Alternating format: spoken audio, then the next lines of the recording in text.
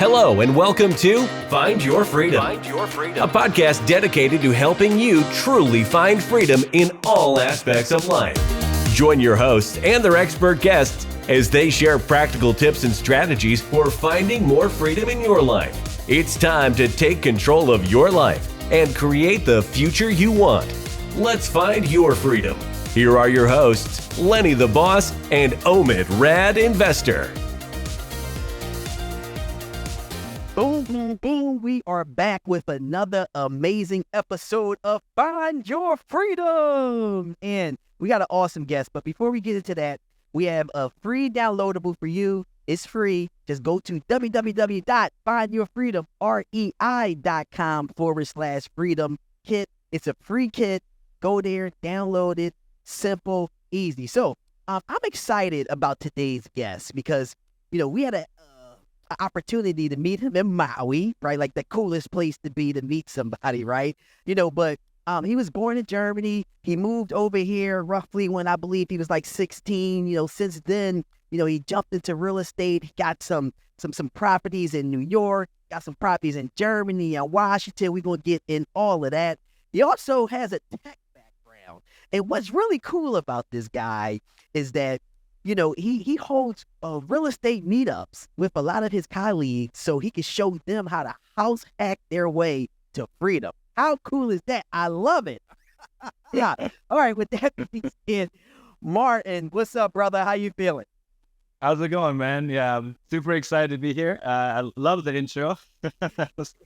That was pretty cool. Yeah, man, it's just fun, like that's how life happens. I'm so glad to meet you and meet you guys, and here we are. Yeah, it's kind of funny because we're sitting here, and one of the things I do with people I meet, I always tell them, open your phone up and look up our podcast and be a follower, right? So we did that, and Martin like, dude, I don't see your podcast. Just kind of tank, like we in Maui, you know what I mean? I'm like, what you mean you don't see our podcast? I had to kind of like beef up for the brand. I'm like, what you mean you don't see our podcast? And but cool, you got a cool background, which we're gonna get into that story just a little bit more. But before we jump into anything else, if you could, Martin, just give a little background on yourself.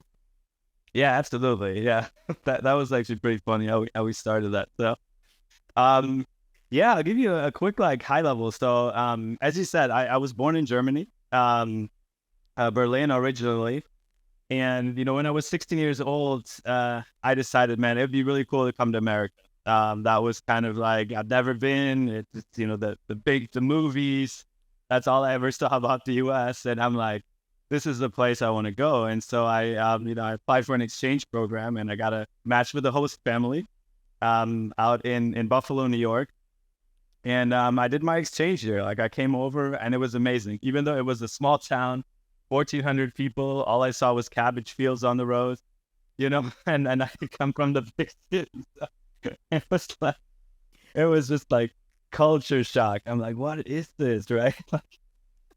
Like, where am I? Like, I didn't know this existed, honestly. this kind of life, right? It was amazing. I mean, I was like, I love this, and I was telling everybody, this is really cool. And they're like, just wait a week, and then you'll be over this. And I'm like, all right, we'll see. But I was still open minded, and I was like, man, everything, the high school spirit, like the football, the homecoming, like all these really traditional American things, I just had never experienced, and so I loved it. I mean, I was hooked on the U.S., on the people, on the culture, all the things that were happening in small town America. And yeah, like I stayed the year, and I basically came back to Germany. Now I'm 17 years old, and I was like, I don't want to be here. Like, I want to be in the U.S. I want to live in the U.S. Like that's where I want to be. And I had kind of a difficult background back home. Like, my mom was sick, and my friends were getting a lot into like drugs and things like that. And I went to my dad, and I'm like, hey, can I stay with you? And he's like, no.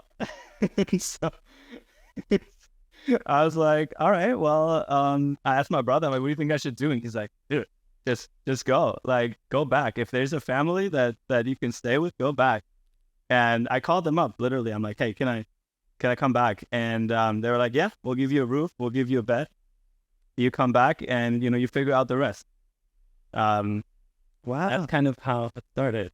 Yeah. Wow. Okay. Okay. So, you essentially watch some movies, and then you're like, this place looks really cool. I want to check it out. You end up in Buffalo, which is, not a place that like you think of movies, right? It's just not a thing.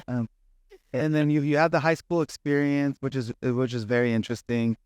You leave, and then you kind of miss it a little bit, and you're like, hey, what if I can go back? So maybe you can kind of walk us through just the initial transition of like your expectations to what it was, and then how you adapted, even from like food culture to the cultural differences between the host family and what you're used to in Germany, and then how were you able to adapt to those things? Yeah. That's a great question. So my initial expectation, to be completely transparent, this was in 2005. So when we had Bush as the president, and there was a lot of kind of like, oh, America is all cowboys and things like that. So that's what I was thinking. I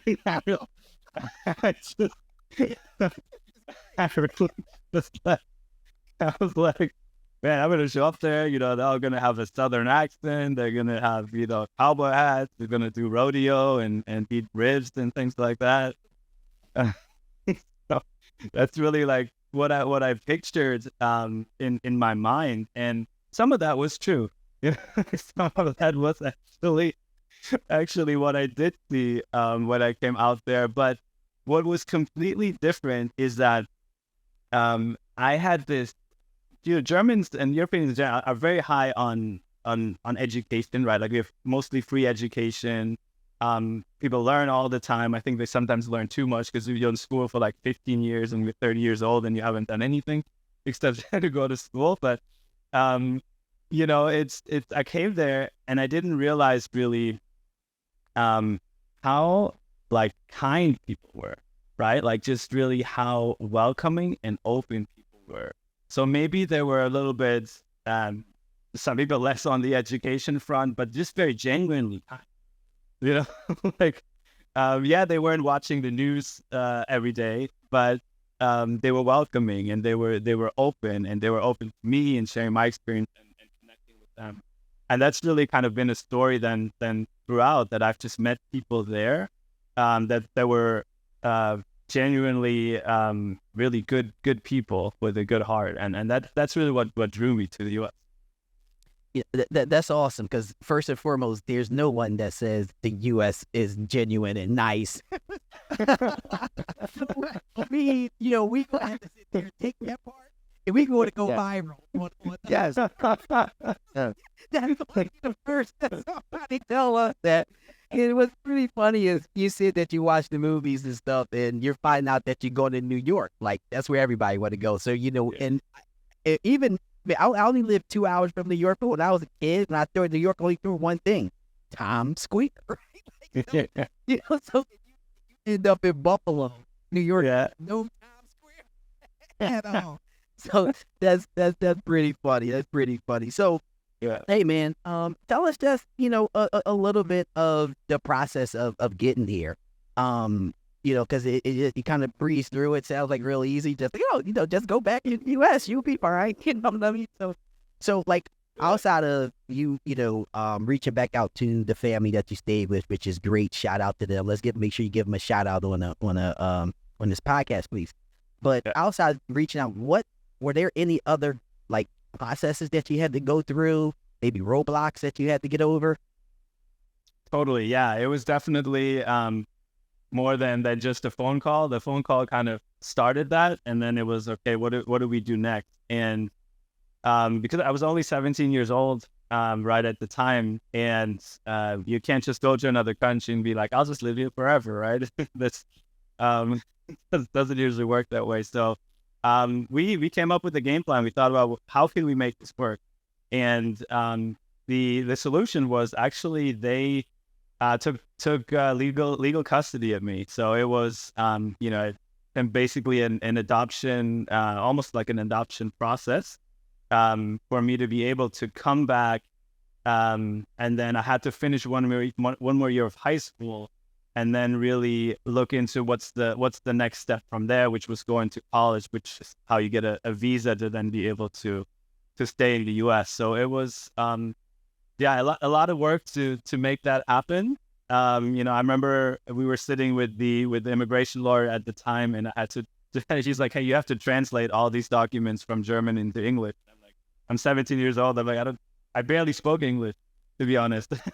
So I'm like, I don't know how I'm gonna do this, right? And I remember we're eating pizza late at night, and I'm just sitting there, all of these documents. I'm doing my best to translate them so that we can get them out and get them to the court. So Wow. it was pretty crazy. Yeah. So okay, so you get in college, and so walk us through that process. Like, what was a college experience like, and then how'd you decide on like what you wanted to major in, and then kind of the transition post college? Yeah, totally. So it was interesting because back to the movies, kind of one of the things I've seen was how cool the college life is in America. How people have just, they just have so much fun, right? Like, yeah, exactly. Everyone's just partying. Yeah. Right? People just having a blast. And I was like, wow, I want this. I can't wait. I can't wait to be part of this. And so I started applying at all these different colleges, and, in Texas, Florida, all over the place. And I get accepted in quite a lot of them. And then I go down and I visit them. I'm like, great. All right, let's start. And then they're like, yeah, well, we're about $40,000 a year. I'm like, what? Like $40,000 a year? So let me see, who has $160,000 at like 18 years old? I'm like, how do you do it? And they're like, oh no, it's fine. Like you'll just take out a loan, right? Like you'll get financial aid and you take out a big loan. I was like, oh, okay, cool. So the whole time I thought I could just take out a loan. Like I would take out a loan and there'll be no problem. I'll have my great college experience. And literally probably a week before I had to make the final decision, I go to my host family and I say, hey, so I think you guys just have to co-sign for me and that's it. And I'll be off to Florida. It's all good. And my host mom, she looks at me and she's like, Marty, we don't even co-sign for our own kids. I'm sorry. I mean, we love you, but we're not gonna do this. Yeah. And I was just like my world was just like, boo, like it just exploded. I'm like, what does that mean? And she's like, I'm sorry, like we can't do it. We love you, but we can't do it. So all of a sudden, my high college dreams of the good life in America came crashing down. And I'm like, okay, I have this much money in the bank. The only thing I can afford is the small town community college. And so I enrolled, at the community college, and my dreams just being crushed. I went back to Germany, got my visa, which had a wrong birthday, which leads to another story, but it had a wrong birthday, which caused a bunch of visa problems. And I call up the guidance counselor and I'm like, hey, my birthday is incorrect. And they're like, oh, well, she's on vacation. I'm like, no, like that's not how immigration works. Like we need to fix this now, or I'm not going. And that was like, it was pretty funny. And I was able to get into college. Then eventually, I started in community college. Wow. Like, dude, this is just amazing. And I mean, listen to all the trials and tribulations you're running into, right? Yeah. Like, and it's funny because, what you see on TV when you live out of the country is not real life here when you get here, right? Yeah. And understanding that, schools cost a good penny to go to, especially a decent one, and you have to get loans and you have to get help from other people to get this loan because you're young, no credit, right? And you couldn't get that. But what I did enjoy is that you didn't let that stop you. You said, hey, look, I can't go to this big time school in Texas and go kick it with George Bush and the cowboy thing, right? I'm gonna have to enroll to the community's college. So okay, Yeah. let's catch up. You're in community college. You're going through that process. So like what was next? Yeah. Yeah. So to that point, not letting it stop you, I was the first one that showed up then was like, I want to work. So I need to work. And they were like, we've never had any person trying to work here. So we don't really know what to do, but I connected with the people, the counselors, and I was able to start working there. Work my way through community college tutoring, driving around packages and things like that. And then from there, once I finally graduated, I did get the scholarship for a 4-year school, and was able to go there. Same thing again. I started working. You're limited as an international student to work only 20 hours on campus. So for anyone that's listening, that's going through that, I know how difficult that is, because 20 hours is not a lot. So I did a bunch of work outside the school, a lot of landscaping. It's what really made me appreciate an office job now. Once you shovel a bunch of rocks and a bunch of dirt all summer long, you're like, man, I'll stay in an office all day long if I have to. But it's just way easier. And kind of worked my way through that with summer jobs, dishwashing, catering, tutoring, and got my degree 2 years later of the 4-year school, and then it was ready to dive into the workforce. All right, so I'm hearing that this was almost like a blessing in disguise, because it really built this like work ethic, and you really had to work really hard just to get yourself through college. And so once you actually got into the workforce, everything was going to be easy, because when I think of a lot of college students, a lot of them don't even work. They just go, they're at school, they're lazy, they wake up, kind of in the movies, they go to the party, and then when they come to the workforce, there's a strong percentage that don't have resilience built in, where they have a hard time transitioning into the workforce. So to me, it sounds like, oh, you're going to go to the workforce and, oh, this is going to be cake. So walk me through kind of like that process. You graduate college and now you're looking for work. So what did that even look like? And how did that transition into real estate? Yeah, totally. Yeah. So this was another kind of tribulation and struggle. It wasn't easy, because again, if anyone is listening that may be on a visa, or they're trying to figure out how to be in the US, and that's kind of their dream. That was my dream. So my dream was just like, how can I stay? I'm like, I'll do whatever it takes, but how can I stay in the country? And once I graduated school, it was like, all right, I'm just going to apply. Like, I'm just going to apply to all these companies. I did BW, Lufthansa, all the German ones. I applied there, and it was like, I was accepted, but then always this little caveat came in. They're like, are you a permanent resident? You have a green card? And I'm like, oh, no, but I just graduated, and you guys want to hire me? So you can hire me, right? And they're like, no, because you need sponsorship.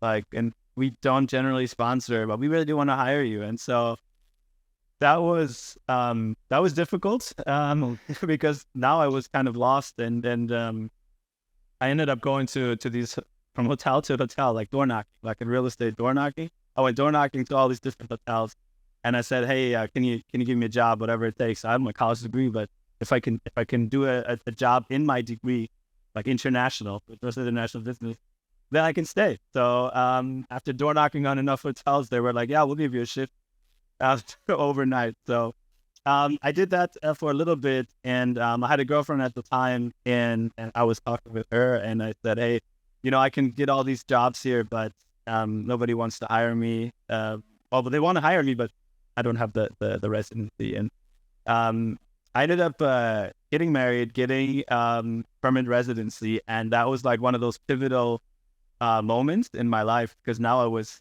like, wow, I can do anything. Like I can do anything in the world that I want to do. And I did a fast forward a couple of years, and I applied at Amazon. And at the time I didn't own any real estate yet, but I applied and got a position and moved into Seattle. And it took another couple of years, but then my real estate journey kind of started. Martin, I love your story. You know, I love that, man. You faced just about every brick wall that you could, and you were able to find a way to climb over it. You know, and you're like the poster child, you know, of what a person's supposed to do. I mean, from school to college to working to any jobs that you need to take to limited hours that you can work to not people hiring you because you don't have your green card. I mean, wow. You know, so man, let's keep this story going. So you got married. You was able to find and land a job over at Amazon. And when did your real estate journey start and what sparked? Yeah. So about a couple years after that, we ended up buying a condo out here in 2017. Bought a condo, and the really interesting part was, actually later on today we're having a celebration at work for one of my coworkers that was there at the time that is leaving the company, and I'm going to tell probably this story there, but I sat down with him in the cafeteria, and he's kind of a very like funny guy, like it's just a comedian at heart, really, really good person. And we sat down and he talked about, he's like, I own a condo. And I was like, really? Like you own real estate? Because for me, coming from Germany, the mindset was you don't own real estate unless you're very wealthy, and you also don't get into debt. So no debt and real estate only if you're really, really wealthy. So that's the mindset I had. So, I was in my mid-20s at that stage, and I have this conversation. He's like, well, I own real estate. Like, I own my own real estate. I'm like, really? Can you give me the like, well, what do I do? Like, what's the next step? He's like, well, I can my best friend is my agent. So I can do this. So he does. And, that kind of started it. I'm in my mid-20s now. I sit down with the agent and we start looking for condos, and we find one out here in Kent, Washington, move in. And I was like, wow, like this actually wasn't as crazy as I thought it was, right? Like, once I started learning about it, I learned what, how down payments work, interest rates work. He did it. And that's like, I think it's a big lesson. You just need to find one person, right, that does it, right? Whatever it is, like, you just need to get that in your head, that there's like one person that you see doing what you want to do, right? And so I had that like conversation. I saw one person doing it, so I bought my very, very first owner-occupied property. So find one person that does it. So it reminds me of that quote. It's like, find someone that has what you want, do what they do, get what they get, or something along those lines. I think that's a quote that I like, but I think that is super important, super powerful, because I think there's limiting beliefs. I think in a lot of other places, maybe, or in general, there's limiting beliefs, or even around like purchasing real estate. There's so many loan programs out there, and people think, oh, I have to have pay it in full, or pay a 20% down or 25% down. There's so many loan programs, but you got to ask, and you find that one person. So it's super powerful, and I think that allows you to kind of get your foot in the door and opens up even more opportunities. So you purchased your first condo. So how did house hacking kind of get incorporated into everything? Like now, because to me it sounds like you do one thing, and then you just kind of asking, how do I do the next thing? And then you just kind of learn and you do it. Like I'm just shocked. Like you've had like 10 lifetimes and in your 20s. So explain to me what you did next. Yeah, totally. Yeah. Once I had that for 1 year, and I saw it was working. Then the next thing I did is I went to a local real estate meetup. So I don't know if y'all know Charlie Arbor. He pretty much organized the Better Life. For sure. Does a lot of things out here now mostly in Maui, and with Brandon and the crew. Yeah. And I went to one of his events, the fixated events, and I see all these people, and I start talking to them, and I'm like, own real estate, they own properties, they seem to be doing well. And I was like, like it was one of those moments where I felt like I came from this tech world of Amazon where it's incredibly smart people, right? Like some of the smartest people you'll ever meet in the entire world that are there. And I didn't have these real estate conversations with them, but I had them with this group here, who was like successful in their life, right? Like in their world. And that sparked for me the kind of what's next. And so I wanted to invest. And I realized it's too expensive in Seattle. It seemed too expensive, and I didn't know about house hacking. That's what I always tell people, right? It goes back to that, like, go get information from some different places, and then act on it. Like there's many ways in real estate to make money. There's many ways in real estate to be successful, just like in life, right? Like one person goes one way, you can go the other way and be just as successful, right? And I think that's a piece that I learned back then. So I didn't actually start with house hacking. I started buying a property in out of state because I thought it was too expensive here. But that started it. And then a couple of years later, after that, I just listened to Bigger Pockets, and I heard about this idea of house hacking. And so I got really, really curious into that, and started learning more about that. Super, super, super cool, man. Martin, you got to be probably one of the coolest individuals that I ever met. I'm happy to say that, I know you, man. I mean, just hearing your story over and over, just like Omid mentioned, you have like 10 lives, like you beat the 9 life thing. Like we gotta make a petition to change 9 lives to Martin 10. But all right, so let's hear just a little more about your real estate journey. So obviously, you said, hey, I need to buy some property out of town. So that's what you did. You went to meetups, you got the education you needed, and you brought it back and implemented it. So what other things are you are doing? Because I know that you now at some point, kind of educate like your colleagues or something like that. So can you just share a little bit about that? Yeah, totally.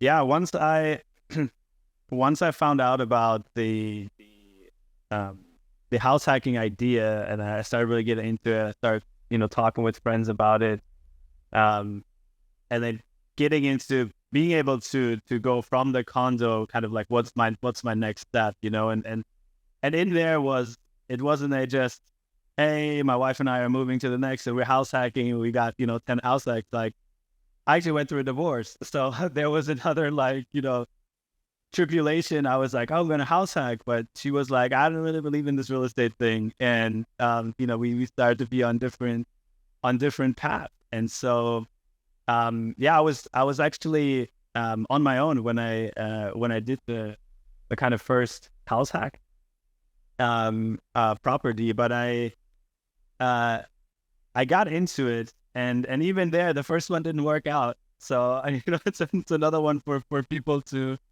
think about, that you sometimes hear these stories of like, oh, I own 50 properties, and you think, wow, like their life just is perfect. Things went so smooth. Or I own 20 doors, I'm financially free, and I'm 20 years old or something. And you just like look at that and like how, like, for people that are like in their 30s or just starting, or even in 40s, wherever you are, right? Like, you're gonna face challenges, and like things will come up. But I love this. Actually, like I love this, like this Kobe Bryant like saying that he's always like, you gotta dance perfectly in your little box. So I always like remind myself of that. Like everybody's got their own little box, right? And like your job is to be that, like, dance in that box as good as you can, right? And that's what I remind myself of. So when I'm like, okay, I look for the first house hack, I get it under contract, and then it ended up falling through because my what I didn't realize is my credit actually got shot through another property that I had where I had a 90-day late, and it was one wrong digit on a routing number. So I thought it's on auto pay, set it and forget it. Things are going good. You move along, but it wasn't. And so yeah, my very first house hack, that would have been a great property. That would have been now $250,000 more in equity.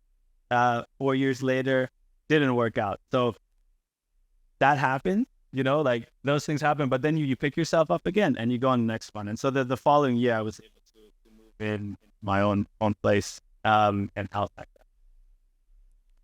All right, so house hacking. When I first got started, I purchased a home that was too big for me. With my girlfriend at the time, who became my wife, we had a couple extra rooms. We ended up house hacking two of the rooms. Before there was a term house hacking, so this was like before about it. And but I think it's a great way to kind of one, offset your mortgage, two, create some extra cash. It's a great model. So I know it sounds like you're educating people within work now, like how to do it and what's effective, and it looks like you've kind of gone through the processes. So maybe you can share some takeaways, like what are like some high level takeaways as to why somebody should house hack. Yeah, totally. Yeah, so for me, it's the single best strategy to get into real estate investing. Number one, you can do it with very little money to no money, right? So a lot of times when you buy a investment property, just like I did, you go out of state, you have to put 20-25% down. When you're in a really high expensive market like Seattle, Washington, San Francisco, New York, if properties, on average, they cost $700,000, $800,000, you would need $160,000, $200,000 to get into an investment, right? And that stops, I would say, 95% of people. I mean, that's a lot of money to put down on a property. And so the number one advantage is you get in with low money down. You can do as little as 0% if you're a veteran. So I always talk to veterans. I'm like, VA loans, 0% down, 3.5% FHA loans, 5% conventional. You can get with very, very little money. That's the first thing I tell people. Oh, you must have so much money to get into these properties. Like, I've never put down more than like $40,000, honestly, like even in the very expensive properties, because I go in with very, very little. Number two, it gives you a better interest rate, right? So normally an investment loan is usually about a percentage point higher, but if you go owner occupied conventional, you can get in at a much cheaper rate. And it also gives you that, like, the third thing is it gives you that landlord experience. Like, people are always like, I don't want to be a landlord. I don't want to fix toilets. I don't want that call at 2 a.m. But if you move in and just get a roommate, right? Like, get one of your buddies, one of your friends, girlfriends, like, get someone there and just have someone, like, and the concept is amazing in my opinion, right? This is your biggest expense generally. For most people, housing is their biggest monthly expense. And here's a way where you can reduce that or completely eliminate that, which then is going to give you so many more opportunities, right, to live your life, even if you don't care about real estate. Like I tell you, even if you don't really like, real estate's not your thing. Like my musician friends, right? They're always like the creatives. They're like, oh, you're talking about, real estate and all this other thing. They don't really want to hear it. But then some of them, I get through it, and I'm like, if you house hack and you do it right, you can focus your energy on other things, on the things that you really, really love, and that's the power of house hacking in real estate. So, just like a quick follow up. So, could you give an example of like numbers? Like, let's say, hey, you purchased it for X dollars. This is the mortgage. This is what you rent for. To kind of like, so people can visualize exactly what that looks like if they were to do that sort of like a strategy. Yeah, totally. Yeah, so my first house hack, here the house cost $700,000.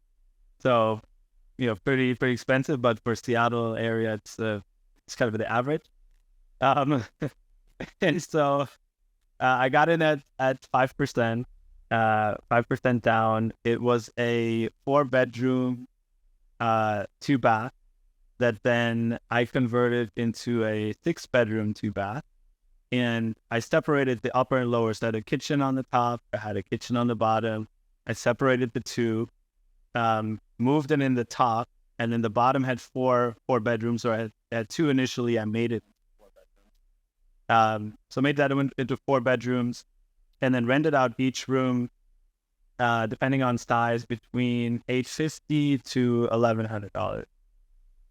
So just right, so just the bottom there was bringing in right around 4,000, like about maybe a little less, for like 3,700, and my mortgage was $3,700. So, there was. You put everything into a box, right? And I like to tell people this: the way that things are set up here in America is you're supposed to buy the rental property first and then go buy your home, because the way that you get loans is just like you mentioned. You can get these very low interest rates, 3.5. And I also tell people, which is a problem here in America, is people have an issue with saving money, right?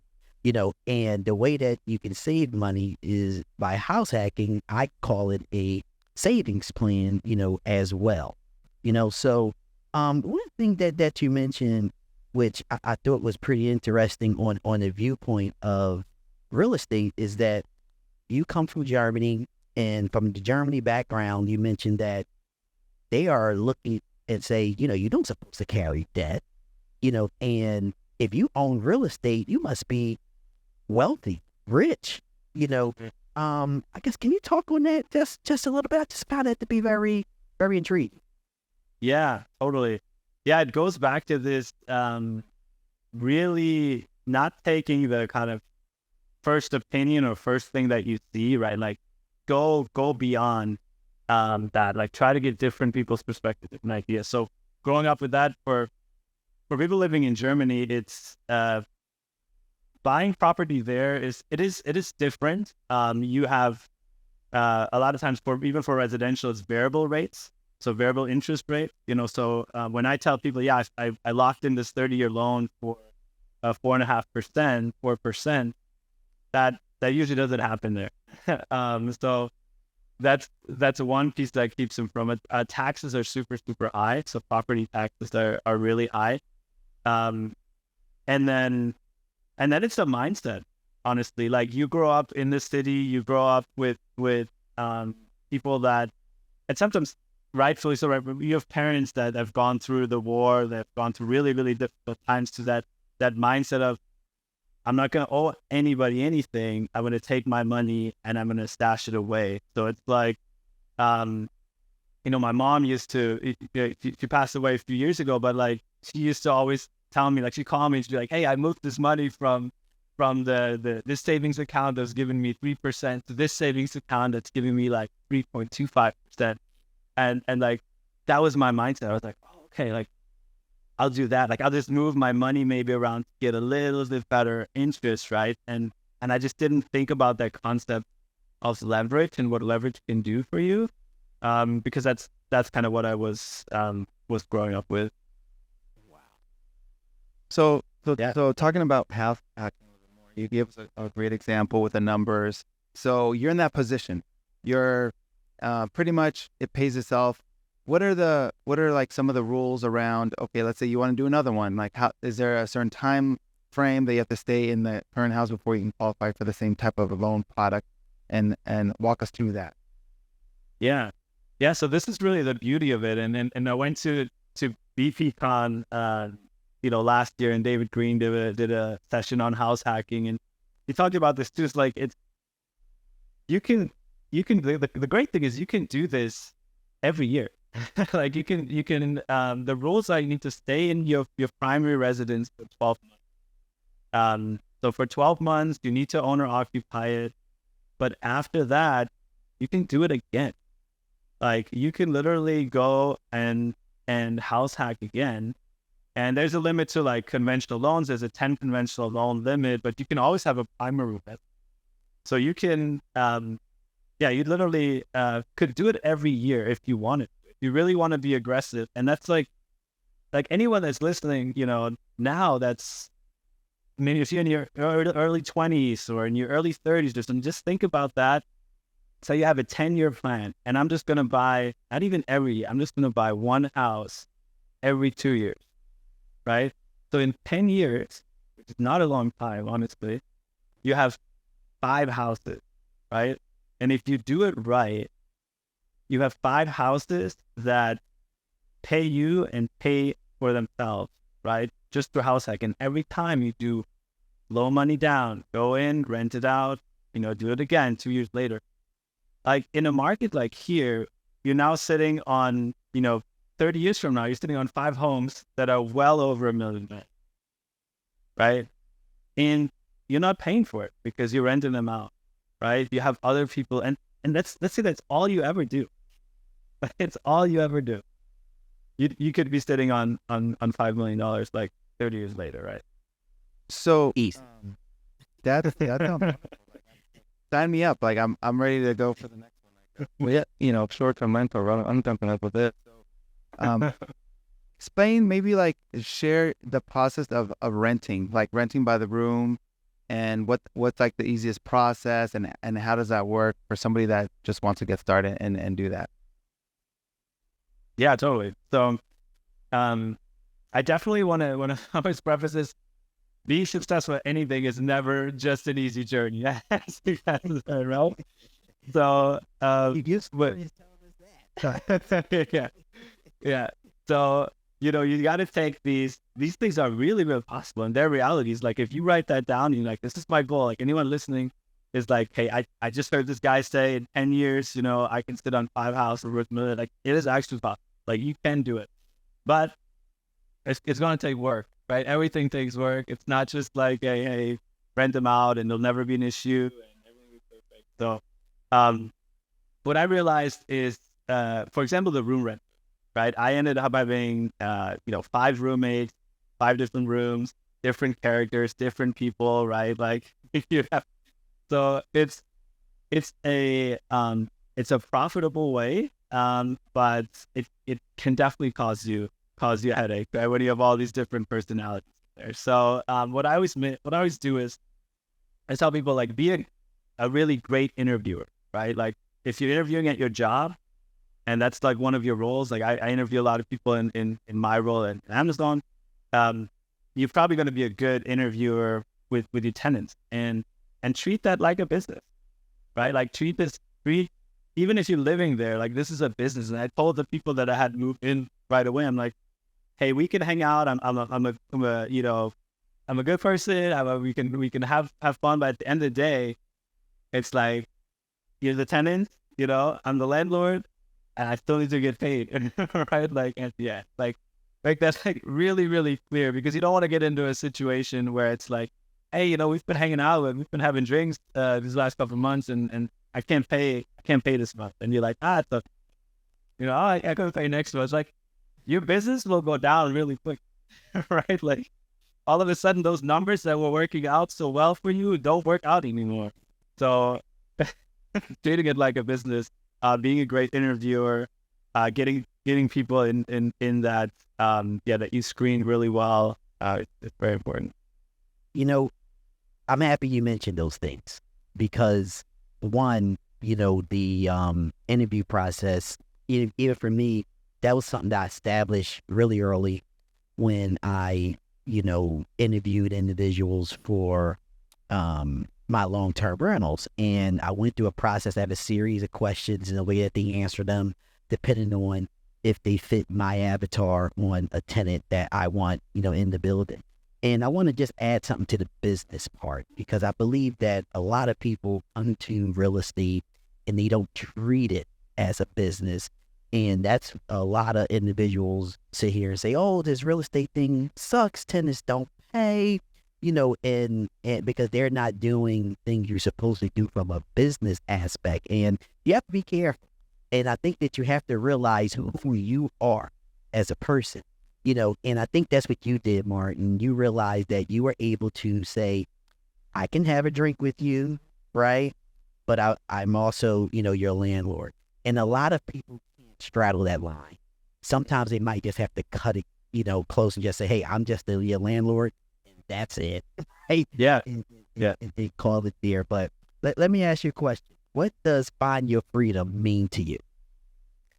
Yeah. So for me, find your freedom is really find yourself and be happy with yourself and be happy with your life. So there's this great, Gary Vee quote where he's like, if you wake up every day and you're happy, you won. Right? Like you won. So find your freedom for me is honestly be happy with myself, be happy where I am at the moment, and then everything around it kind of works itself out. Martin, so your story is like so like interesting, right? Because it's like I think of it as like the American dream. Like you watch this movie and then you have this dream, and then you just did everything and anything it took to get it accomplished, and kind of look at you now, like just going through all the different struggles, but kind of overcoming them and kind of navigating through everything. So if people want to learn more about you, how to connect with you, where do they find you? Yeah, absolutely. I'm probably mostly active on Instagram. So if you look up my name, Martin Krimmel, the handle is @KrimmelRight. You can also find me on Facebook, Martin Krimmel. And yeah, would love to connect with people. Always happy to kind of share information, talk with people. We didn't get a chance to get into the real estate group at all of Amazon, but there's definitely a big piece there. And yeah, if people ever want to join that or host, I would love to have you guys. There you go. Yeah. Let's do it. Listen, first and foremost, yes, we would love to, host that. So let's make sure we make that connection. Second, we would love to have you back, man, because there's a few other things that we didn't get into with the house hack of Seattle. And, so there's a few other things. So you got to guarantee right now while we're recording this that you will be back on. Come on. All right. It's a promise. I'll be back. There you go. All right, man. So we're coming to a close. And at the end of the show, what we like to do is do this big session, right? So in a uniform manner, I'm going to count to 3, 1, 2, 3. And after that, all three of us are going to say boom as loud as we can, to bust some speakers. Everybody ready? Let me sit up for a little bit in my chair. All right. I'll get ready too. All right. For the individuals that can't see us, we're all kind of like sitting up, breathing in, taking that big breath, right? All right. On 3, fellas. 1, 2, 3. Awesome. Check this out, man. We have Martin here who truly is living the American dream. And what's really inspiring and motivating about his story is that it wasn't easy. He had so many different challenges for just about everything that he wanted to do. But the key here is that he found a way. He didn't allow that challenge to stop him. Therefore, we don't want you to do that. We want you to listen to this episode, be inspired, be motivated, reach out to Martin, and also leave us with a 5-star review. And the reason why is because we're able to bring on guests just like Martin that can help you, inspire you, and motivate you to get to your freedom. All right? And make sure that you share this episode. Share this with all your friends, your coworkers, the ones you like, the ones you don't like. Until the next episode of Find Your Freedom, we talk to you soon. See. All right. See y'all. Peace. Thanks for listening to Find Your Freedom.